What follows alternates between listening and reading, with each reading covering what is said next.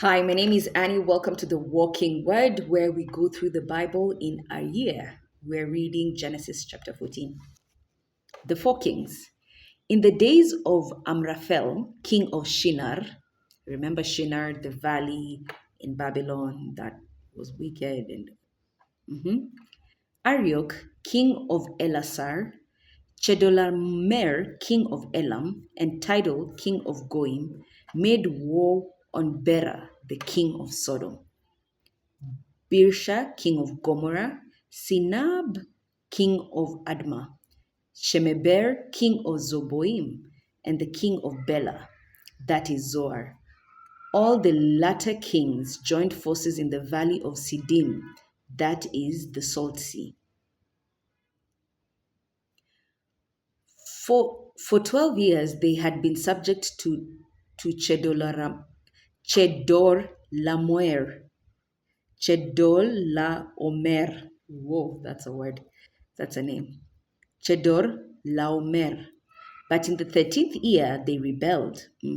So they were subject, all these other nations were subject to him. But on the 13th year, they rebelled against him. In the 14th year, Chedorlaomer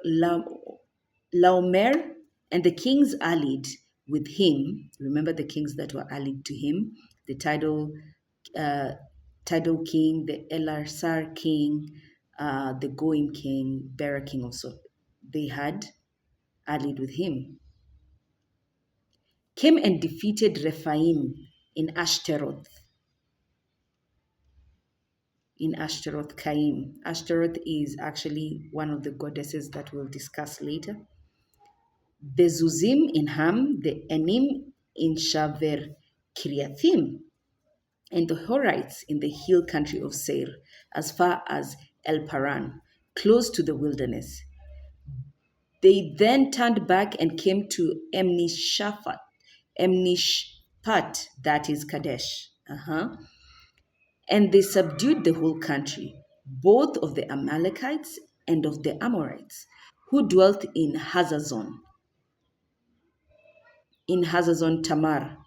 Thereupon the king of Sodom, the king of Gomorrah, the king of Admar, the king of Zeboim, and the king of Bela, that is Zoar, marched out in the valley of Siddim. They went into battle against them. Against who?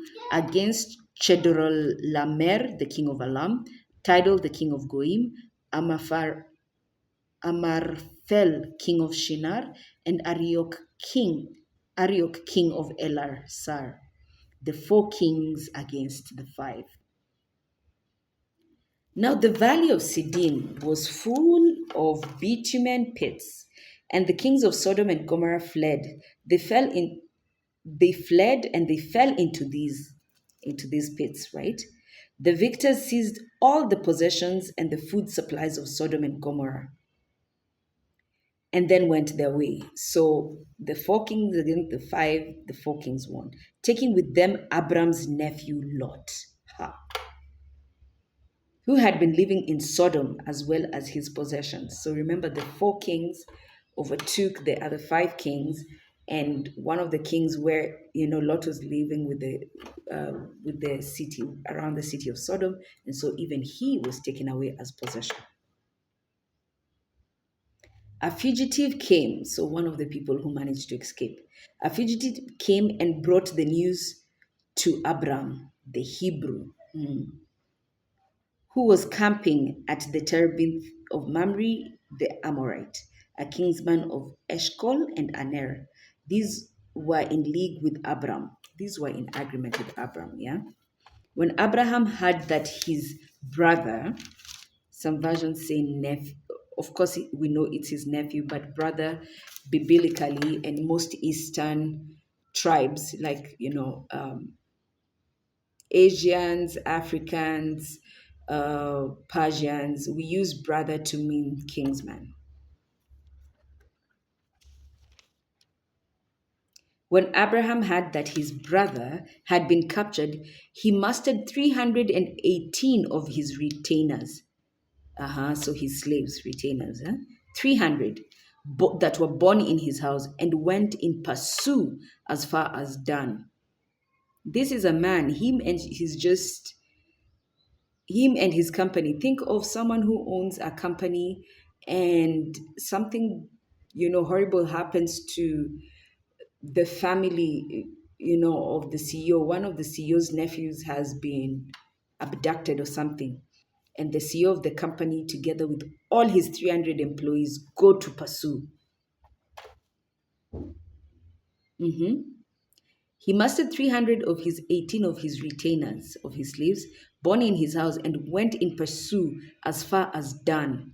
He and his party deployed against them at night, defeated them, and pursued them as far as Hobah, which is north of Damascus. He recovered all the possessions, he recovered everything. Besides bringing back his kinsmen, Lot and his possessions, along with the women and all the other captives. So he didn't only rescue his nephew, his kinsman, Lot, but everything that belonged to Lot. On top of that, all the other captives. One man with 300 men went against four kings and all their armies and all their possessions and all the people they had captive in. This is how you know Abraham always walked with God. There's no way it would ever make sense that a man with his company, a CEO at a company somewhere, with 300 employees, would go against five presidents. Let's continue. When Abraham returned from his victory over Chedorlaomer and the kings who were allied with him, the king of Sodom went out to greet him. Remember the kings who were defeated? Sodom, the king of Gomorrah, the king, those ones that were defeated and fled. Now one of those kings, the king of Sodom, went out to greet him in the valley of Shavir, that is the king's valley, went to meet Abram. Now, while he was there, an interesting thing happened. Melchizedek, king of Salem,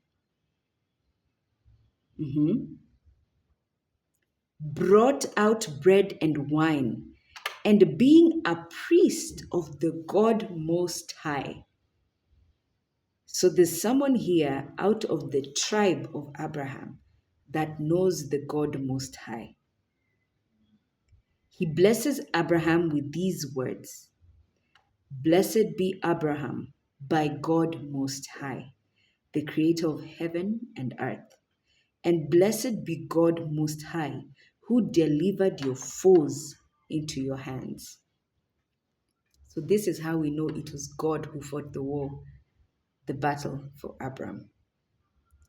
Then Abraham gave him a tenth of everything. This is where we get the tithing mystery. The king of Sodom said to Abraham, remember he's the defeated guy, he's coming. Okay, give me the people and the goods you may keep. Just give me back my servants, give me back my children, my wives, my whatever. You can keep all the possessions. And listen to what Abraham says. But Abram replied to the king of Sodom, I have sworn by the Lord, God Most High, the creator of heaven and earth, that I would not take so much as a thread or a sandal strap from anything that is yours. Because remember, Sodom is wicked. The king of Sodom probably is also wicked. Abram would not touch anything. I would not take as much as a thread or even a sandal strap from anything that is yours, lest you come back and say, I made Abram rich. Nothing for me except what my servants have used up and the share that is due to the men who joined me. Aner, Eshcol, and Mamre, let them take their share. So Abram is like, I don't want anything. Nope. Don't give me anything so that you come back later and say you're the one who made me rich. I know who made me rich. God made me rich. The only person maybe you can pay are my servants and what they spent while going to fight, you can pay them. I don't want anything from you.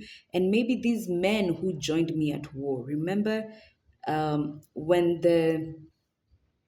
one of the fugitives came and told Abraham that, hey, your nephew has been caught up, has been taken captive. Abraham was sitting with certain men, Aner, Eshcol, and Mamre. And so Abraham says, okay, you can also reward these friends of mine.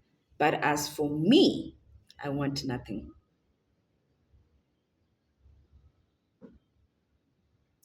We shall read chapter 15, the covenant with Abram, in the next one.